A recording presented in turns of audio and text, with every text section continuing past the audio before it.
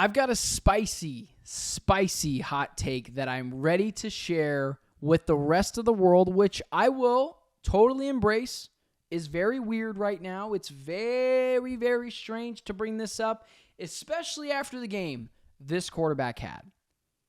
But why is no one talking about Josh Allen for MVP? Why, and I'm only going to spend a few minutes on this. Why is no one taking the time to talk about Josh Allen for the NFL's most valuable players honors? This is not the most outstanding player. This is the most valuable player. The media and fan bases don't know how to separate those two words. That's why they think Brock Purdy's the MVP, or that's why they think Patrick Mahomes isn't, or Lamar Jackson isn't, and they think guys like Brock Purdy are, because no one understands the difference between valuable and the difference between outstanding. Josh Allen has been outstanding at times this year, and I understand the interception numbers can drive you a little crazy, and on Sunday against the Cowboys, he only completed 7 passes. I'm not going to completely indict or anoint Josh Allen as the NFL's MVP, but third in QBR, I know San Francisco 49er fans love to use that stat. This year in the regular season, 93 passer rating, 3,500 yards, 8th in the NFL, 26 touchdowns, tied 3rd in the NFL, and 14th in picks. That's the one thing that's got a lot of people up in arms, is the interception numbers for Josh Allen and how they're not great, and I get it. Those turnover mistakes, those prone gunslinger mentality with Josh Allen can sometimes drive people a little insane. Not me, but some people. Let's just talk a little bit deeper into Josh Allen.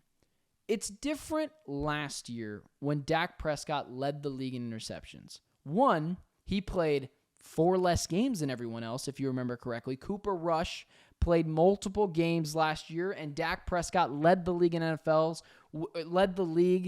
interceptions with less games than everyone else. Josh Allen is carrying the Buffalo Bills. Josh Allen, after week 1, was seen as an afterthought as an elite quarterback in the NFL, and I said, no. Josh Allen is the life preserver for this organization. Josh Allen is not the problem. He's the solution for this team. Look around on the Buffalo Bills. Outside of yesterday, on Sunday, against the Dallas Cowboys, outside of Sunday, James Cook looks like I'd rather have 12 to 15 running backs over him. They've never had a consistent rushing attack. He was the rushing attack outside of Sunday. Sunday's the outlier. Sunday having an elite rushing attack is the outlier. But for the tenure, and including this year as well, Josh Allen was the rushing attack. He never had viable running backs. Look at Devin Singletary and Zach Moss. They're playing fine at other places. Why weren't they like this in Buffalo? Because Buffalo's offensive line, normally not very good. At minimum, it's average at times. At best, it's average at times. And look at his weapons. People point to Dalton Kincaid. Dalton Kincaid is a rookie. It is hard in the NFL to adjust from being a rookie and playing 13, 14 games in college football to playing 17 in the NFL against the best athletes. Oh, and if you make the playoffs, you're going to play more games. Stephon Diggs is an elite talent. You got me there. After Stephon Diggs, it's just a bunch of guys. The offensive line is average at best at times. Dawson Knox has been injured roughly almost the whole season, it feels like. He's barely back now. Dalton Kincaid is a rookie. Gabe Davis, give me a break. There are still people out there that think Gabe Davis is a viable wide receiver too because he had 4 touchdowns in a playoff game a zillion years ago. James Cook, outside of yesterday, is very spotty.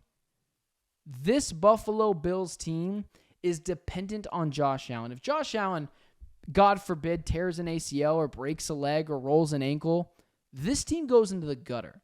There is no saving the Buffalo Bills. Josh Allen has been the life preserver.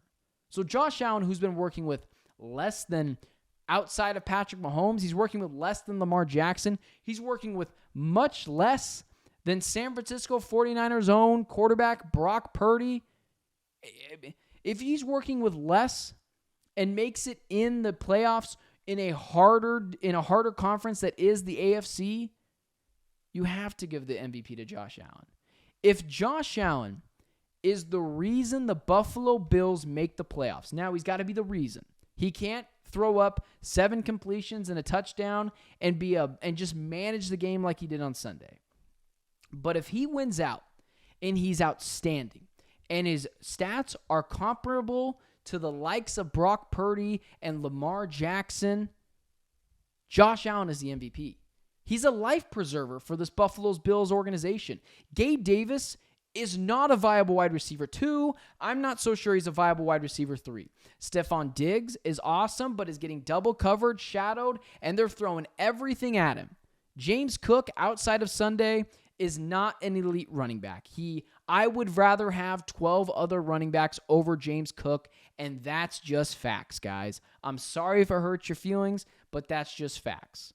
And the offensive line is average at best.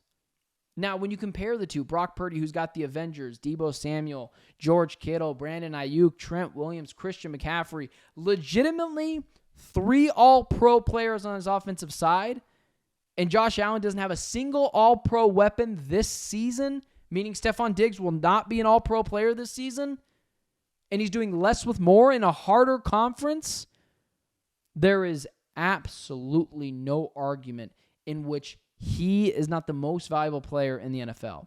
If Josh Allen is the reason why the Buffalo Bills make the playoffs, he's the most valuable player in the NFL. And I think more people should be talking about it because he is carrying this Bills organization right now, and he has been during his entire tenure as a Buffalo Bill.